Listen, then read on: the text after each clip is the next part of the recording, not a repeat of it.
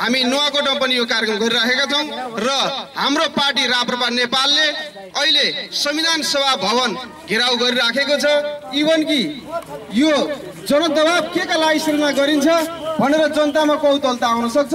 धेरै लामो समयपछि धेरै लादा एकता नहुँदा र सहमतिमा नपुग्दा यो मुलुकलाई 3 दलीय सिन्डिकेटले जुन खालको बन्दी बनाएर राखेको छ, संसदमा बैठक बसाल्ने नाममा होटल र रिसोर्टहरुमा गएर बसेको छ, कुनै कुरामा सहमति हुन सकेको छैन। हामी राप्रपा नेपाल के अधिकार जनतालाई किन दिनुहुन्न?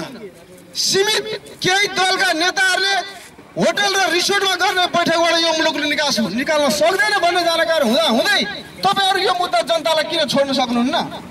हामी के भनिराखेका छौं भने संघीयताको संविधान जारी गर्न सकेनौ भनेर फेरि दोस्रो संविधान सभाको नाटक मञ्चन गर्नुभयो र अहिले पनि तपाईको विवाद त्यही पुगेर टुङ्गी मिलाउन नसक्ने मुद्दा नेपाली जनतालाई छोड्दिनुस्। नेपाली जनताले तपाईमा रहेका विवादित मुद्दाहरू टुङ्गो लगाउनेछन् र तपाई जुन 3 दलीय सिन्डिकेट राखेर 3 दलका केही मुट्ठी भर नेताहरू होटल